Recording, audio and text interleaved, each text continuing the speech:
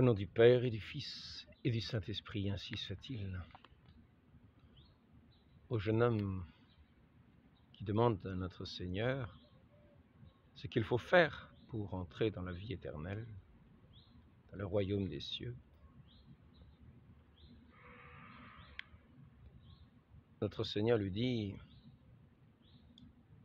il faut garder les commandements de Dieu. Et cela, le jeune homme est content de pouvoir lui dire: je les ai observés dès ma jeunesse. Et c'est ensuite quand notre Seigneur, Jésus le Christ, lui dit: si tu veux être parfait, va, vends tout ce que tu possèdes et suis-moi. Et là, malheureusement, il est dit que ce jeune homme s'en alla tout triste, car il possédait de grands biens.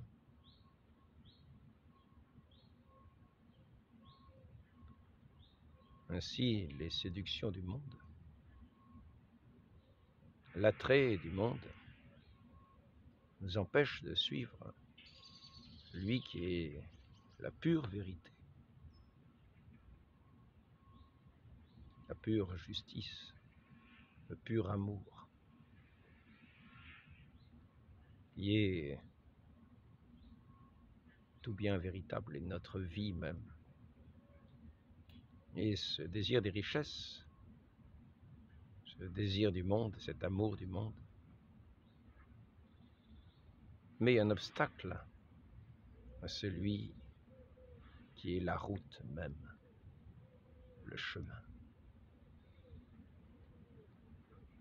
Et c'est ainsi que nous verrons que devant ce monde de séduction qui nous empêche de suivre la vérité, qui nous empêche de vivre la justice, dans la pratique des vertus divines, la séduction de ce monde,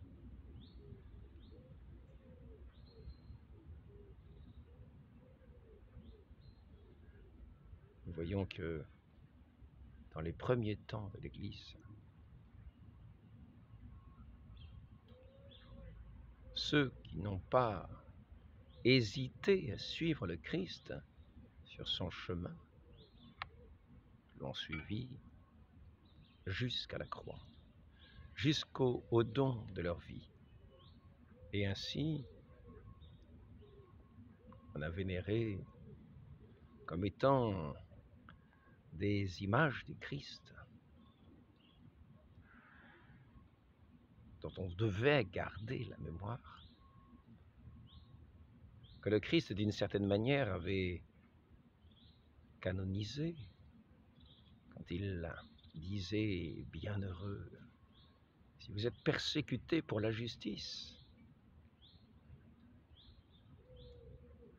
bienheureux les pauvres de cœur, bienheureux les doux. Ainsi, le Christ lui-même a déclaré: bienheureux tous ceux qui marcheraient à sa suite. Dans le mépris du monde, car pour ne pas être sous la séduction du monde, sous la tromperie du monde qui empêche de suivre la vérité, il faut en avoir ce mépris, jusqu'au mépris de sa vie même, pour l'amour de son Dieu, pour l'amour de ce qui est juste, vrai, beau, désirable, par-dessus tout, adorable.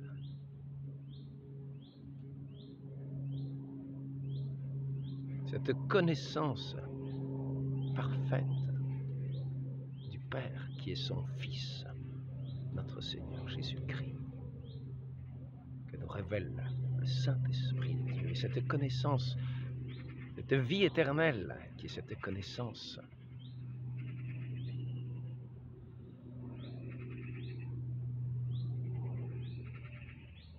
que Dieu nous révèle quand nous gardons ses commandements par sa fidélité, c'est ainsi que nous entrons dans son royaume, dans sa vie éternelle. Cette connaissance est la perle précieuse pour laquelle ces premiers saints ont su tout quitter et renoncer jusqu'à leur propre vie, dans un monde qui était d'une cruauté qui paraissait illimitée, sans fin. Et nous voyons que ce monde païen se faisait un jeu de suppliciés, ceux qui ne suivaient pas leur route, cette route large du monde, cette route large de la perdition. Se faisait un jeu de suppliciés, ces gens, ces saints, ces imitateurs de Dieu.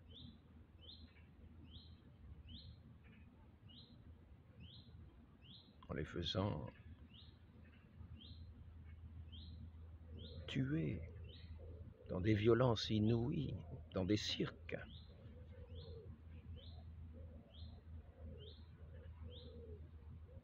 Au milieu des foules, assoiffées de ces spectacles auxquels les Romains avaient donné l'habitude à ces peuples, des jeux du cirque,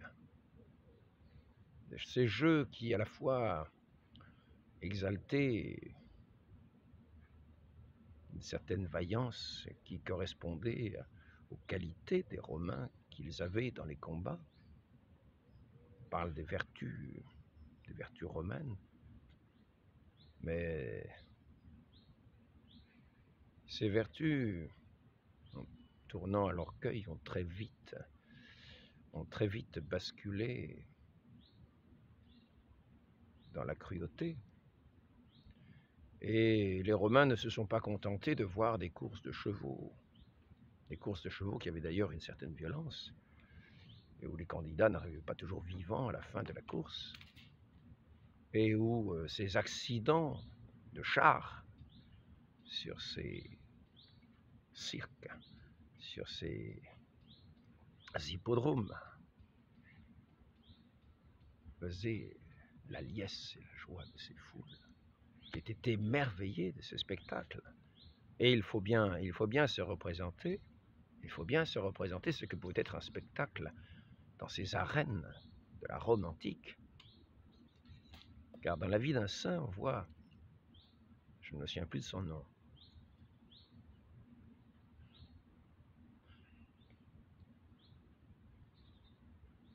on voit ce saint qui n'était peut-être pas à l'époque encore tout à fait converti ou converti. En tout cas, il était invité à aller dans une arène et il fermait les yeux et essayait de fermer ses oreilles, mais pour ne pas voir ce spectacle. Et voici que tout d'un coup, il entendit une clameur auquel il ne sut résister. Il ouvrit les yeux et fut émerveillé et séduit d'une façon extraordinaire par ce spectacle qu'il avait devant les yeux, à tel point qu'il devint un habitué des jeux du cirque, des spectacles du cirque, et qu'il y venait souvent, et qu'il était admiratif de ce qu'il pouvait voir. Ainsi, nous voyons que cette séduction du monde, loin de faire de ceux qui ont été séduits des imitateurs du Christ,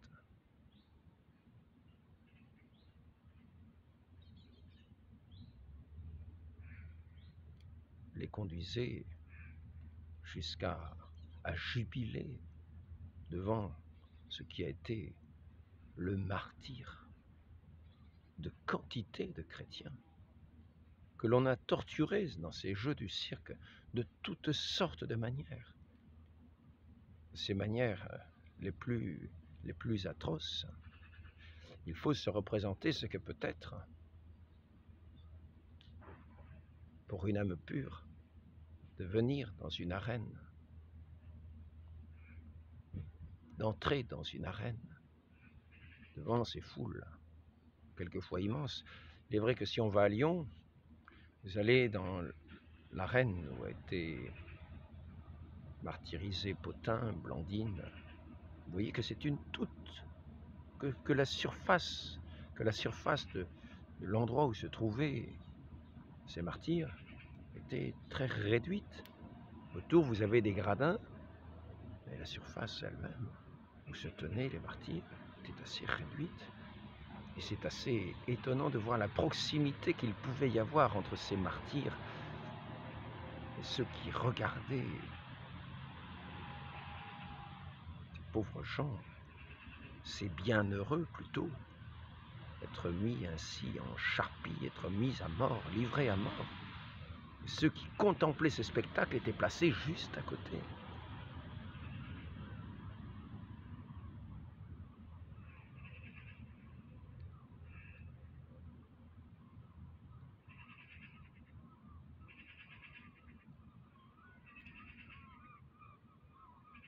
Ainsi, il fallait être vu par ce monde, ne pas craindre d'être vu par ce monde comme des gens exécrables, comme il a été dit des chrétiens, des ennemis du genre humain. Les chrétiens, sous l'Empire romain, ont été décrétés comme ennemis du genre humain. Des gens qui n'aimaient pas le genre humain, parce que justement, ils n'allaient pas à ces spectacles, ils n'avaient pas ces manières de vivre. Ils avaient renoncé à toutes ces manières de vivre païennes.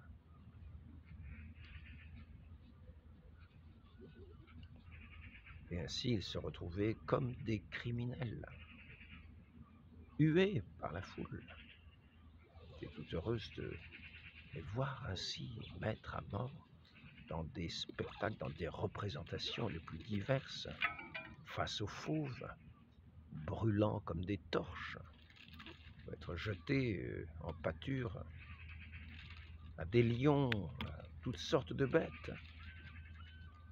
Et toute cette variété de spectacles faisait le plaisir de ceux qui venaient s'en repaître.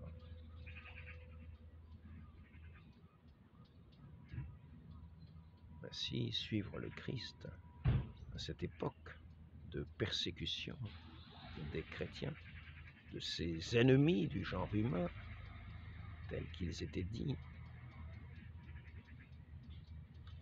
se mêler en plus à la persécution des chrétiens, le mensonge. On accusait les chrétiens d'être des cannibales, de manger de la chair humaine.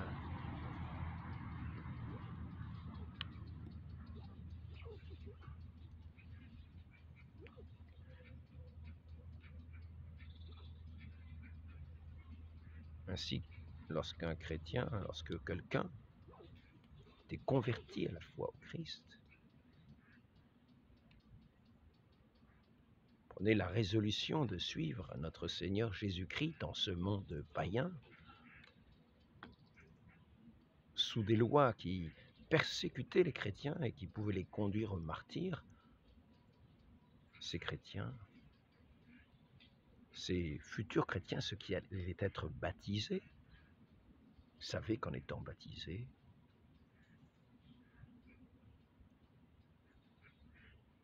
avaient au-dessus de leur tête cette épée de Damoclès prête à se rabattre sur eux. Ils savaient, de génération en génération, que le martyr était leur lot et qu'ils pouvaient être arrêtés, qu'ils pouvaient être dénoncés.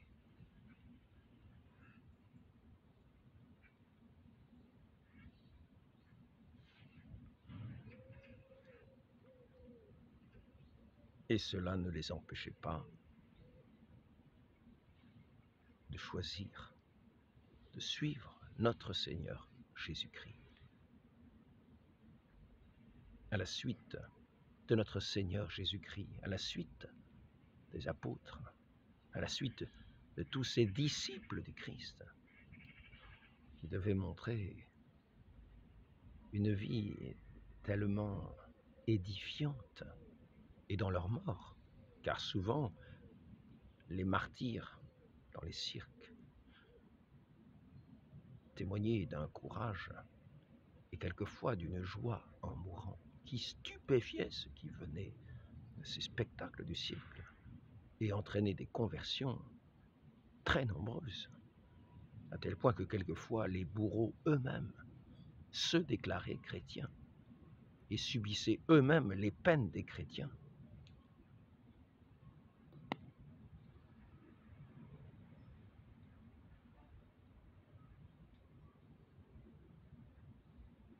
Car on reconnaissait en eux ce que le centurion romain a pu dire au pied de la croix, l'œuvre de Dieu même. Ce centurion qui dit vraiment cet homme est le Fils de Dieu. Et au sujet des chrétiens, en les voyant, on devait dire vraiment, ce Christ agit en eux. Ils ont vraiment l'Esprit de Dieu. Ils ont vraiment un courage que nous ne voyons nulle part ailleurs. Aussi bien des jeunes filles que des vieillards, que des enfants. Et tous répondaient à cet appel à suivre le Christ, mais non pas de façon pusillanime, velléitaire, mais non. Ils s'encourageaient les uns les autres à tenir dans cette foi au Christ, dans ce mépris du monde, dans ce mépris de soi-même, pour cet amour, pour cette charité de Dieu qui, tel un feu, tel ce feu que notre Seigneur a voulu répandre sur cette terre, pour changer ces mœurs barbares, pour changer ce péché du monde, qui faisait qu'on entraînait des gens à être mis à mort dans des spectacles abominables de lesquels on se délectait dans la perversion du péché. Tant la perversion du péché était grande. Ainsi, par ces martyrs, ce feu de la charité éclairait ceux qui regardaient ce spectacle et touchait des cœurs. Et c'est ainsi que, comme il est dit, la mort des martyrs était aussi la semence des chrétiens. Et que, en voyant vivre ces gens de façon si simple, de façon si pauvre, de façon si charitable, car c'est à la façon dont ils s'aimaient les uns les autres que l'on peut dire qu'ils étaient chrétiens et qu'on était édifiés en les voyant vivre. Alors que dans le monde païen, on était plutôt à s'élever, à s'exalter soi-même, à se faire valoir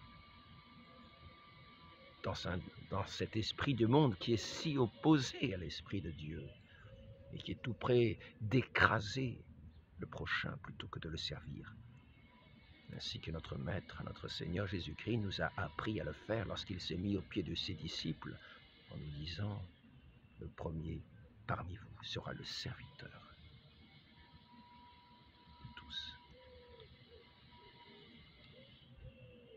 Et ainsi, dans ces exemples de cette chrétienté naissante, nous avons pu voir comme un changement, comme ce levain dans la pâte, dans cette pâte du paganisme, dans cette pâte aussi de ces Juifs qui combattaient le Christ, cet exemple de ces premiers chrétiens, dans leur charité, dans leur amour mutuel, dans leur don d'eux-mêmes, dans le mépris de leur vie, dans le mépris du monde, ont été des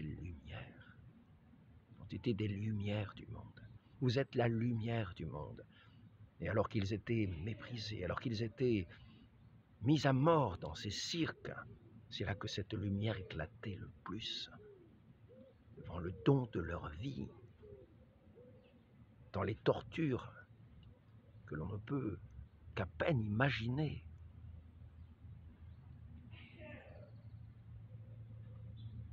Tant le talent des hommes est fort pour inventer des tortures les plus inouïes.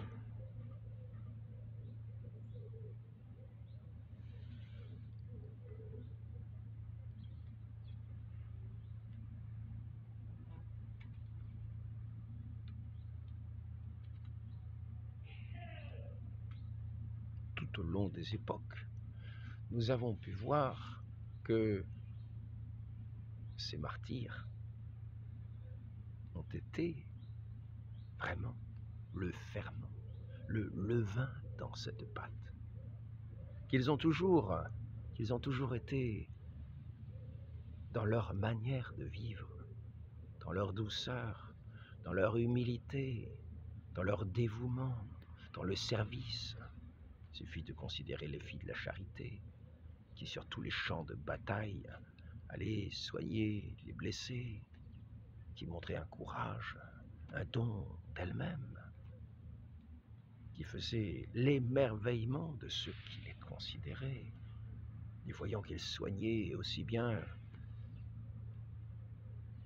les blessés des armées ennemies que des armées de ceux du pays auquel ils appartenaient, et qu'il n'y avait dans ce message de Dieu pas de frontières de cette sorte, que s'il y avait des royaumes très chrétiens, le royaume de Dieu n'était pas délimité à des frontières tracées par les hommes, et que ce royaume de Dieu, peut-être même dans le respect de ces pays, dans le respect de ces nations, justement, ce respect des autres. Non pas, comme on le voit aujourd'hui, cette guerre permanente économique, ces pressions, ces moyens de l'emporter sur les autres, non, mais au contraire, comme un échange, comme des aides mutuelles.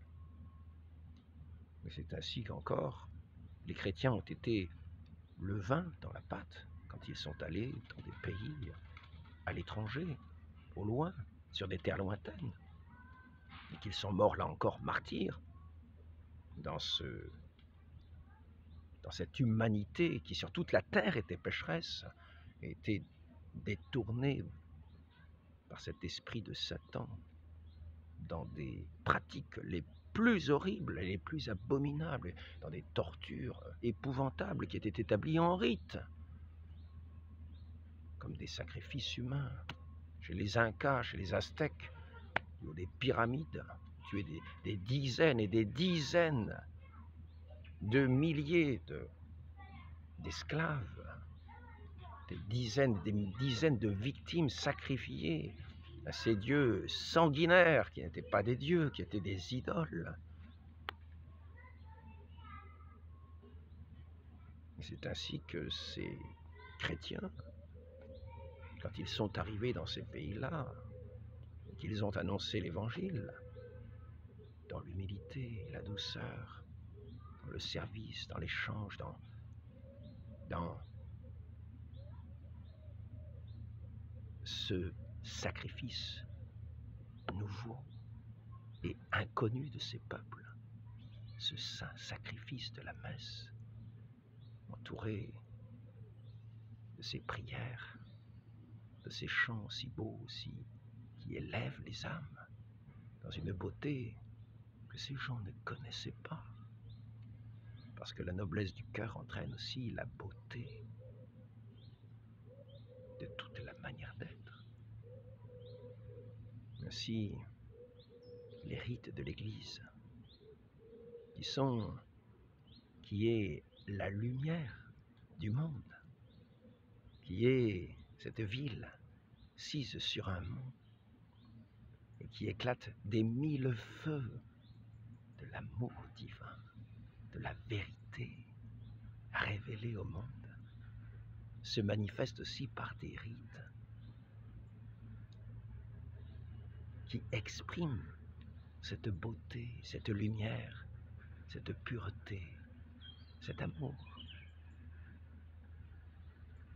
dans ce saint sacrifice de notre Seigneur Jésus-Christ, qui est un renoncement à soi-même pour l'amour de celui qui est l'amour, de ce Dieu éternel, de ce Dieu et Père, qui est aimant au-delà de tout.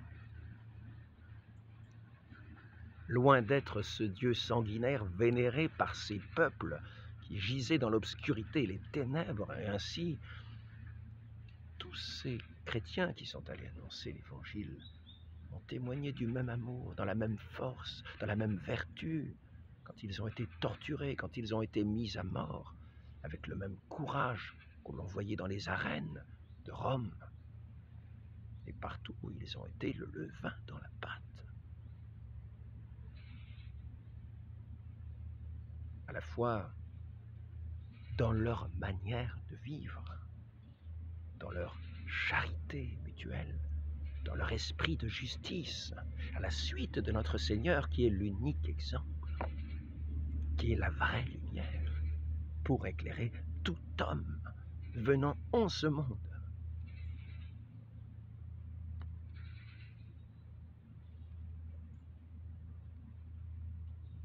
Et c'est ainsi que ce monde, qui gisait sous le péché, était remué,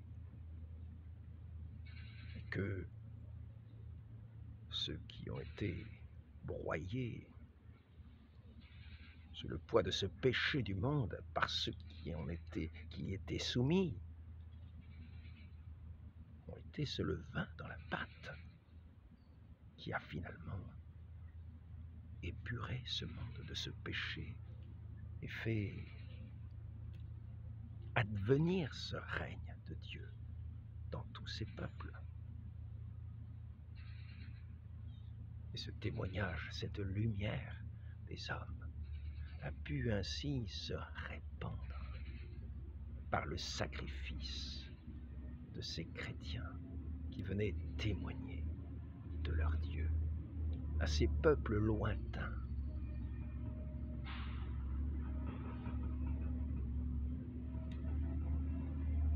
Et leur sacrifice n'a pas été vain. Leur martyre n'a pas été vain. Leur mort a été encore semence.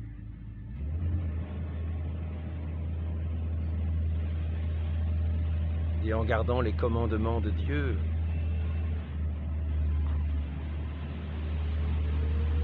ils entraient davantage dans cette connaissance de cet amour de Dieu, de cette connaissance de Dieu, qui se révélait d'autant plus à eux.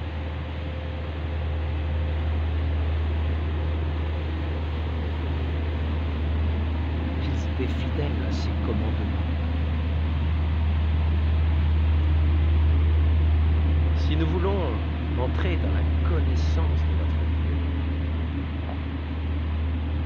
il faut avancer toujours dans le chemin qu'il nous indique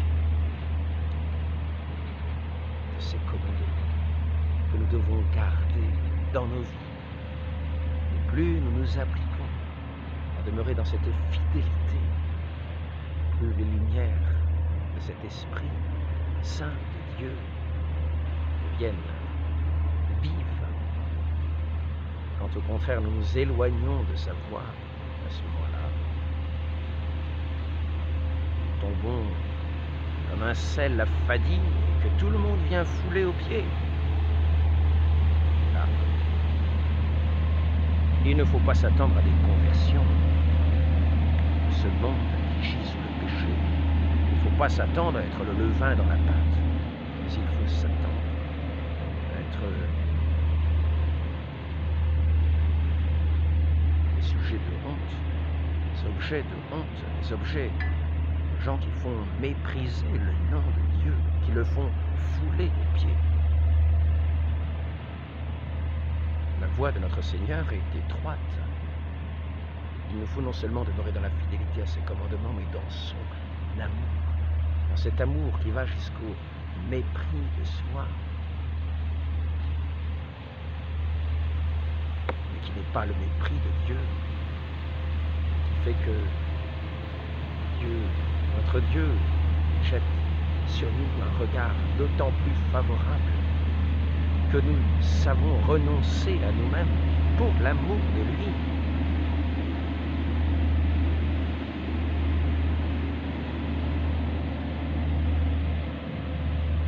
c'est ainsi que, véritablement, alors que nous semblons abattus par le monde,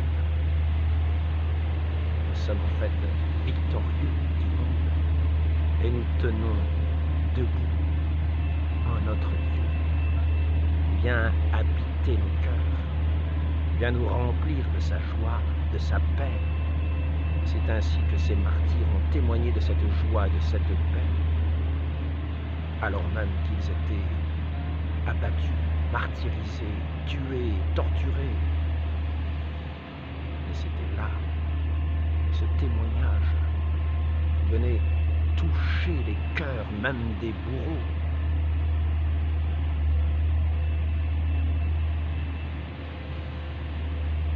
Ainsi, cette vie de renoncement à nous-mêmes n'est pas facultative.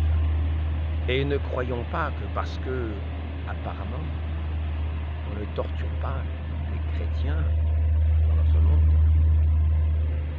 il n'y ait pas une chape du péché installée sur notre société, sur nos sociétés. Bien au contraire. Car depuis l'époque de la Révolution, depuis l'époque de ces nouveaux prophètes et de ces faux prophètes, auxquels, malheureusement, les peuples ont prêté l'oreille, le monde est retombé dans les ténèbres. Et si les siècles passés ont été des siècles de lumière, qui ont sauvé, qui ont permis à les âmes d'être éclairées, de gagner la vie éternelle, il faut savoir qu'aujourd'hui, comme dans les temps païens, il nous faut garder cette vie à la suite de notre Seigneur, sans défaillance, dans cette union des cœurs, dans cette unanimité de la foi en notre Seigneur Jésus-Christ, vrai Dieu, vrai homme, et toujours et éternellement la lumière des hommes, lumière pour éclairer les nations. Et il n'y en a pas d'autre. Et c'est ainsi qu'aujourd'hui, comme hier, nous devons, à la suite de notre Seigneur Jésus-Christ, marcher sur les traces de ces chrétiens qui ont su donner leur vie pour témoigner de la vérité, de la justice, dans la pauvreté du cœur, dans l'amour de la justice, qui ont pleuré et gémi dans cette vie, en attendant ce monde à venir, voyant cette injustice de ce monde de péché, ceux qui avaient faim et soif de la justice et qui ont été vraiment rassasiés de ce don de Dieu.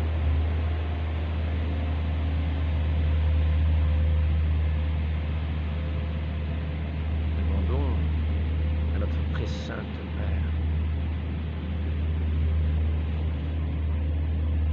qui est la mère de notre Seigneur Jésus-Christ, qui est mort sur la croix, qui a donné sa vie sur la croix,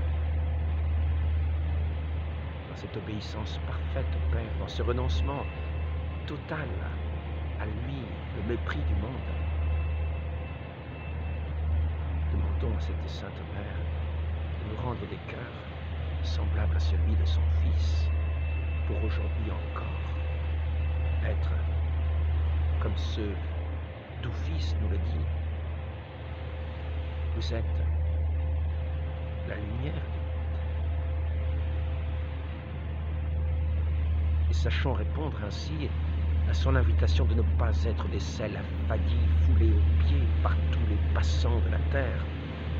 Demandons cette grâce à la très sainte Vierge Marie. Ainsi soit-il. Au nom du Père et du Fils et du Saint-Esprit, ainsi soit-il.